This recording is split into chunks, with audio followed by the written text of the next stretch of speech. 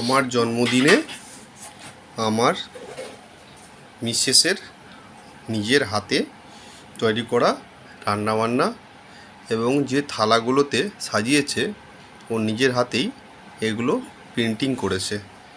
কালকে দেখলাম রাত্রি জেগে করেছে, আজকে সকালে ঘুম থেকে উঠে করেছে। আর এ হলো সাদা ভাত, ইলিশ মাছ ভাজা, উচ্ছে ভাজা, কাঁকরোল ভাজা, কুমড়ো ভাজা,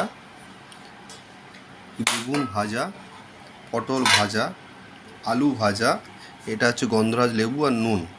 পৃথিবীর যত রকম ভাজা হয় সবগুলো মোটামুটি মনে হয় করে ফেলেছে। ঠিক আছে, এগুলোতেও রান্নাবান্না করতে খুব এনার্জি পায়। কিন্তু ছেলেকে পড়াতে বসলে বলে আমার ভালো লাগে না। ঠিক আছে, এটা হচ্ছে ডাল।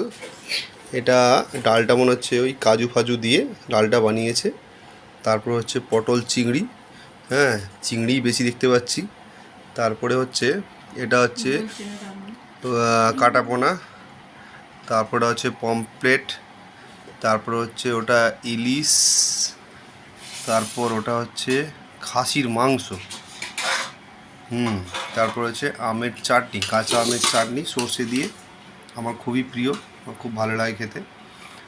আর এটা পায়েসটাও শিখেছে ও দিদার কাছ থেকে, কেমনভাবে জানি না। চেষ্টা করেছে, দিদার মতো ব্যাপারটা আসেনি দেখেই মনে হচ্ছে। ঠিক আছে, আর এটা হচ্ছে দই, টক দই, আমার ফেভারিট। না, ওটা টক দই। আচ্ছা, এইখানে আছে রাবড়ি।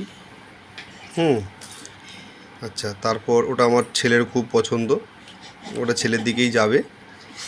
রসগোল্লা 2 পিস আছে, একটা হচ্ছে ক্ষীরকদম আমার খুব ফেভারিট, তারপর 2টো সন্দেশ, কালাকাঁদ, ভালো কথা, আর জল। ঠিক আছে, সব কিছু খুব ভালোই হয়েছে। টেস্ট করে দেখতে হবে কেমন খেতে হবে, কেমন রান্না করেছে। যাই হোক, ওকে ধন্যবাদ আমার জন্য এত কষ্ট করে রান্না করার জন্য। এটাই আমার জন্য একটা খুব বড় গিফট। এভাবেই যেন কষ্ট করে সব কিছু সংসারের জন্য করে, ছেলেটাকে একটু পড়াশোনায় করায়। ঠিক আছে, ওকে ধন্যবাদ, সবাইকে রাখছি।